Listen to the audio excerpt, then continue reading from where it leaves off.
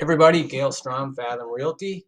If you're watching this, you probably already know who I am, but hey, introductions are never a bad thing. So I just thought I'd make a video today that basically clears up why our home prices aren't falling and what's the deal with inventory that we keep hearing about.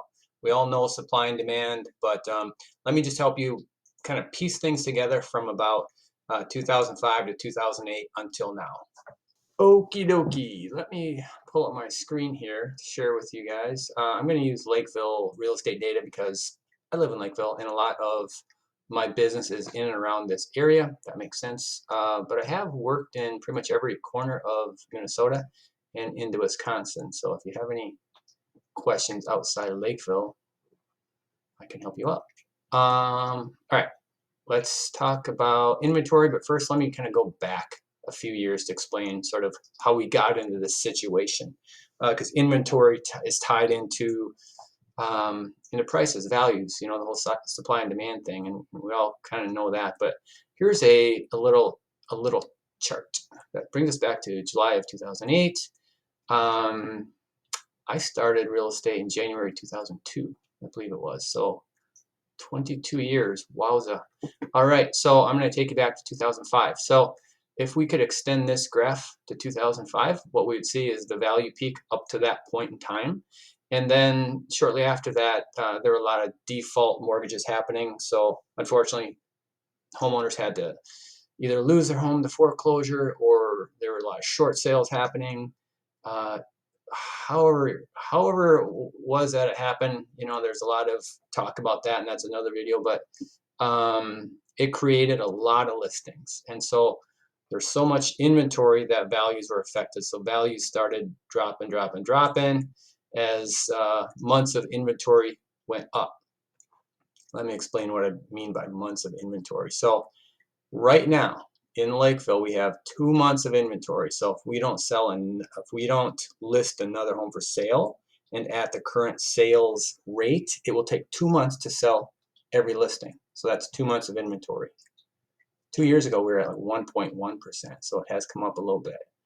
But as you can see, a little side note, you can see this bar here. We're still very, very much in a seller's market. A balanced market's probably 4, 5, 6 months of inventory. So that's a little snippet on where we're at right now. But anyway, so back then we had up to 10 months of inventory at one time. And as you see, these lines are kind of all kittywampus, all fandangled there. That's because the market was in the middle of a shift, and there's some government programs that was designed to give the real estate market a little shot in the arm, and those helped briefly. But in any case, the economy got better. People started buying houses, started working away at that inventory. So those months, the inventory levels started to adjust, and they went from 10 months inventory to down, and values started going up. So that's all good and fine and healthy. But what happened from that 2005, 2006 timeframe down to 10, 11, 12, builders and developers pulled way back. A lot of builders went out of business. I knew many really good quality builders that just couldn't hang, because the idea was, the more lots they owned, the more houses they could sell. So a lot of them were strapped because they had so many lots. And but the ones who held out, they're still in the business, and then they started building again, started building more. But there was such a deficit in new construction starts during those years that when the market did finally start to improve, there wasn't enough new construction happening to keep up with the demand. So even though, we feels like there's a new pile of dirt around every corner, we see new homes being built everywhere, but we still don't have the same Great Recession levels that we had back then, which was 2,200 starts, I think, maybe the end of 2005 or the beginning of 2006, and then 2009 we're down to like 465. And so even in recent years with the supply chain issues, you can see some of the builders pulling back there. So we just don't have enough new construction starts to meet the demand. And so there you have it. We have very low inventory, unfortunately, and that means higher prices. So, once we see rates dropping in 2024, like we anticipate, and then even more so, I guess, in 2025, A lot of those buyers that have been sitting on the fence are going to jump in the market, and our inventory issue won't be fixed by then.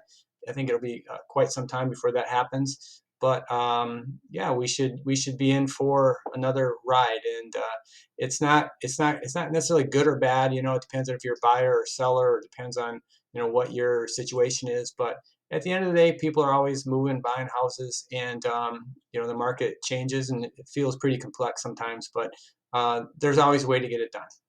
So there you have it. I want to say thank you for hanging out today, even if it was just for a few minutes.